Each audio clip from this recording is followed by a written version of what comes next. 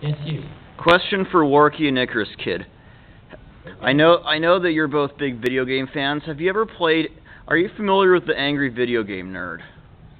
Yeah, I know. Have you played any of the games he's reviewed? If so, what did you think? Oh yeah, tons of them. Back in the day, they were cool. I feel like half of them as a kid, actually. I'm just so excited, I rent it from the video store and it gets down I actually really enjoyed his reviews. He swears a ton, which I really wish he would just stop swearing so much. But I guess that's what makes him the angry guy. Yeah. But you can be angry without swearing as much as he does. But yeah, it's true. I mean, I get angry sometimes. I could do it maybe. No, I couldn't. But I like that Back to the Future review, that game, because I remember playing that game over and over again, collecting like random trash, these clocks that don't do anything, and then you had to collect. You collected a bowling ball and then you could shoot people with it. Like it was such an awful game, but it said Back to the Future, so no one cared. It was amazing because you were Marty McFly, not dressed anything like him. And have you played Deadly Towers? I know that game. Yeah, the Angry Video Game Nerd review of Deadly Towers is like, oh, it's like one of the worst games ever. But when I was playing it as a kid, I actually managed to beat it after, I don't even want to think about how many hours. That's amazing. I didn't know you beat that game. I can't even I don't know, I think was it Wizards and Warriors, or I think Wizards and Warriors when he reviewed that, and I remember liking it as a kid, and I remember thinking it was one of the easiest games I'd ever played as a kid, right? And I was like, you're just pissed because you suck at this game, man. Although his review for Battletoads is completely legit, that game is really freaking hard. Yeah, even with Game Genie, I couldn't win. Yeah. You get that, like, racing level, and you're just that. Yeah, that's it.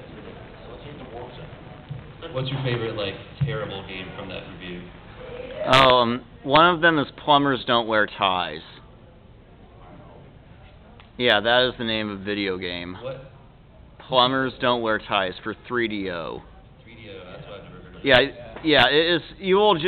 It must be seen. You will just every part of the game. You'll just laugh hysterically at how bad it is. Laughing at the name already. Bad as like what is the CDI games like Zelda? Yeah. It's like I'm so hungry I could eat an octorok. Yeah. I can't wait to bomb the Dodongo. He has to ride a magic carpet to get around. Yeah. Actually, I saw samples from that in the video. I saw that, actually. Yeah. I was laughing at it. It's so bad. The video guy had never heard of it, and I was like, oh, you gotta get some clips from this. Oh, yeah. Oh, you haven't heard this? Oh, this is gonna be fun. Every watching like out there. Embarrassed for them.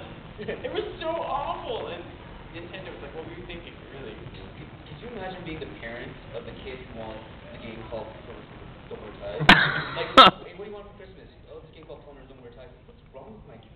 Like, God. Like, Plumbers Don't Wear Ties. why can't it be like normal kids that want like to play Grand Theft Auto? I actually had a bunch of samples from Deadly Towers in the sample last night, so like, none of the music is good. It's actually got some of the worst music I've ever heard in the Nintendo game, but really cool sound effects. Actually, George Michael, no crying.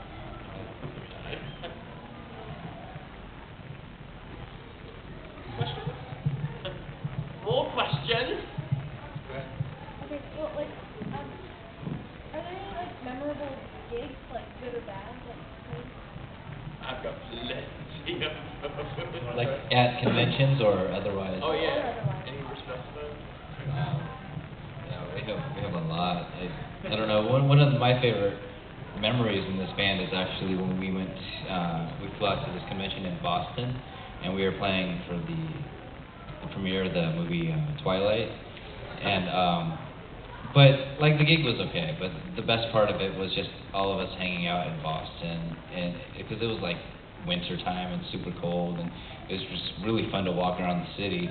And plus, it was also during a period of time where our band members were constantly playing pranks on each other, so we were always storming with each other. And it really started because of Aaron, our singer who's not here, because we were just hanging out in our bedroom, me, Tyler, and someone else. Yeah, their room was right next to us. He thought it'd be really funny to climb outside over the balcony into our balcony and throw like a balloon full of water at the window or something.